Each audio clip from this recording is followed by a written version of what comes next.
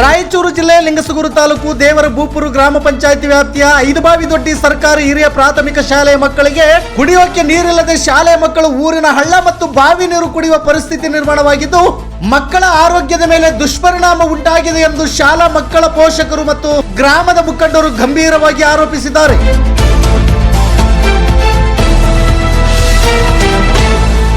ಶಾಲೆಯ ಮುಂಭಾಗ ಮತ್ತು ಬಲಭಾಗದಲ್ಲಿ ಓಡಾಡುವಂತ ರಸ್ತೆಯ ಪಕ್ಕದಲ್ಲಿ ನೆಲದ ಮೇಲೆ ವಿದ್ಯುತ್ ವೈರ್ ಹಾಕಿದ್ದು ಮಕ್ಕಳಲ್ಲಿ ಭಯದ ವಾತಾವರಣ ಉಂಟಾಗಿದೆ. ಆ ಶಾಲೆಯ ಮುಖ್ಯ ಶಿಕ್ಷಕರು, ಎಸ್ಡಿಎಂಸಿ ಅಧ್ಯಕ್ಷರು ಮತ್ತು ಸದಸ್ಯರು ಹಾಗೂ ಪೋಷಕರು, ಯುವಕರು ಸೇರಿ ದೇವರಭೂಪುರ ಗ್ರಾಮ ಪಂಚಾಯಿತಿ ಅಭಿವೃದ್ಧಿ ಅಧಿಕಾರಿಗಳಿಗೆ ಸಾಕಷ್ಟು ಬಾರಿ ಮನವಿ ಮಾಡಿಕೊಂಡರೂ ಯಾವುದೇ ಪ್ರಯೋಜನವಾಗಿಲ್ಲದಿರುವುದು ನಿಜಕ್ಕೂ ಅತ್ಯಂತ ಖಂಡನೀಯ.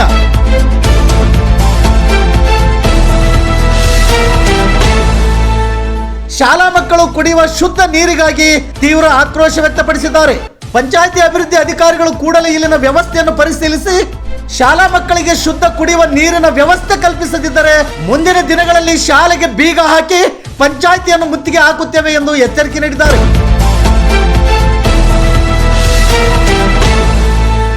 ಪಂಚಾಯಿತಿ ಅಭಿವೃದ್ಧಿ ಅಧಿಕಾರಿಗಳೇ ಎಲ್ಲಿದ್ದೀರಿ? ಈ ಐದುಬಾವಿದೊಡ್ಡಿ ಗ್ರಾಮಕ್ಕೆ ಒಮ್ಮೆ ಭೇಟಿ ಕೊಡಿ. ಇದು ಗರುಡ ನ್ಯೂಸ್ನ ಸಾಮಾಜಿಕ ಕಳಕಳಿಯ ಮನವಿ.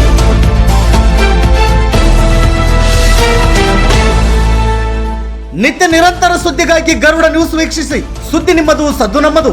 ಲಿಂಗಸಗೂರು ತಾಲೂಕು ವರದಿಗಾರರು ಅಮರೇಶ್ ಕಟ್ಟಿಮನಿ. ಇದು ಗರುಡ ನ್ಯೂಸ್ ಕರ್ನಾಟಕ. ನಾನು ಮಲ್ಲೇಶ್ ಕಮತೂರು.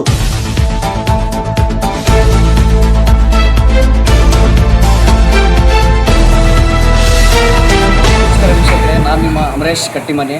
ಇಂದು ಲಿಂಗಸಗೂರು ತಾಲೂಕು ದೇವರಭೂಪುರ ಗ್ರಾಮ ಪಂಚಾಯತಿ ವ್ಯಾಪ್ತಿಯಲ್ಲಿ ಬರುವ ಸರ್ಕಾರಿ ಹಿರಿಯ ಪ್ರಾಥಮಿಕ ಶಾಲೆ ಐದುಬಾವಿದೊಡ್ಡಿಯಲ್ಲಿ ಮಕ್ಕಳಿಗೆ ಕುಡಿಯ ನೀರು ಇಲ್ಲದ ಕಾರಣ 2 ರಿಂದ 3 ವರ್ಷ ಕಳೆದರೂ ಕೂಡ ಇಲ್ಲಿಗೆ ಗ್ರಾಮ ಪಂಚಾಯತ್ ಅಧಿಕಾರಿಗಳು ಮತ್ತು ಸಿಬ್ಬಂದಿಗಳು, ಮುಖ್ಯ ಶಿಕ್ಷಕರು ಅದಕ್ಕೆ ಸಾಕಷ್ಟು ಬಾರಿ ಲೆಟ್ರ್ ಕೂಡ ಕೊಟ್ಟರು ಕೂಡ ಅಧಿಕಾರಿಗಳು ಯಾವುದೇ ರೀತಿ ಪ್ರತ್ಯೇಕವಾಗಿ ನೀಡುತ್ತಿಲ್ಲ. ಅದಕ್ಕೆ ಒಂದಿಗೆ ಸ್ಪಂದನೆ ಕೂಡ ಮಾಡ್ತಾ ಇಲ್ಲ ಅಂತ ಇಲ್ಲಿಯ ಸ್ಥಳದವರು ನಮ್ಗೆ ಮಾಹಿತಿ ಕೊಟ್ಟಿದ್ದಾರೆ. ಸರ್, ಬನ್ನಿ, ಸ್ಥಳದವರು ಇದ್ದಾರೆ ಇಲ್ಲಿ. ಅವ್ರು ಏನು ಹೇಳ್ತಾರೆ? ಇಷ್ಟು ಒಳಗಡೆ ಐತೆ, ನೀರಿನ ಸಪ್ಲೈ ಇಲ್ಲ ಸರ್. ನೀರಿಲ್ಲದ ಕಾರಣ ಶೌಚಾಲಯಕ್ಕೆ ಬೀಗ ಹಾಕೋದಾಗೈತಿ.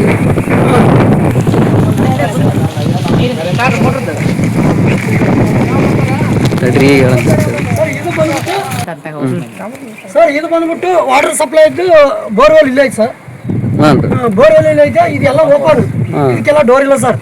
ಪಕ್ಕದಾಗಿನೇ ಸ್ಕೂಲು. ಮಕ್ಕಳೆಲ್ಲ ಬಂದ್ಬಿಟ್ಟು ಏನಾದ್ರು ರಿಸರ್ಚ್ ಮಾಡ್ಬೇಕು, ಏನಾರ ಮಾಡ್ಬೇಕಂತ ಅದೆಲ್ಲ ಬೀಗ ಹಾಕಿದ್ದು ನೋಡಿದಿರ ಸರ್. ಬೀಗ ಹಾಕಿದ ಕಾರಣದಿಂದ ಹೊರಗಡೆ ಸ್ಕೂಲ್ ಮಕ್ಕಳು ಬಂದು ಏನಾರ ಟಚ್ ಮಾಡಿದ್ರೆ ನೋಡಿ ಸರ್, ಎಲ್ಲ ಕ್ಲಿಯರ್ ಆಗಿ ತಕೊಳ್ಳಿ. ಹಾಕಿದ್ದಾರೆ ನೋಡಿ ಸರ್.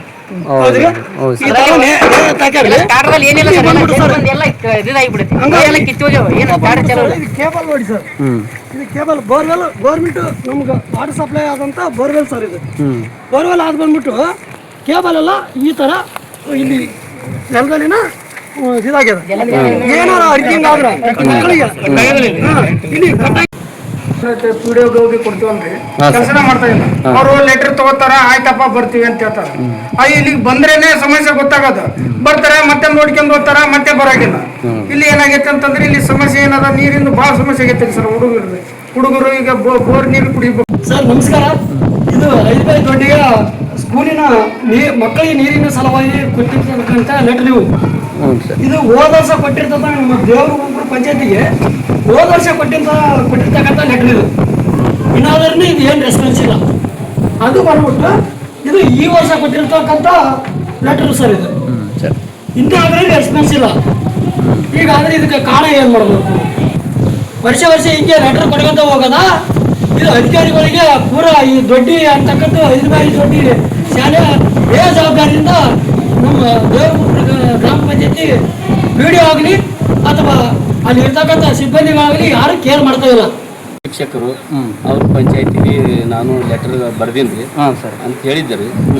ನಾನು ಕೇಳಿದೆ ಸರ್ಗೆ. ಲೆಟರ್ ಬರ್ದಿದ್ರು ಅವ್ರು ಬಂದ್ರಿ, ಸ್ಪಾಟ್ ಆಗಿ ಮರುದಿವಸ ಬಂದರು. ನಾವು ಹೇಳಿದ ತಕ್ಷಣ ಶಾಲೆಗೆ ವಿಸಿಟ್ ಮಾಡಿದ್ರು. ವಿಸಿಟ್ ಮಾಡಿ ನೀರಿನ ಬಗ್ಗೆ ಪರಿಶೀಲನೆ ಮಾಡಿದರು.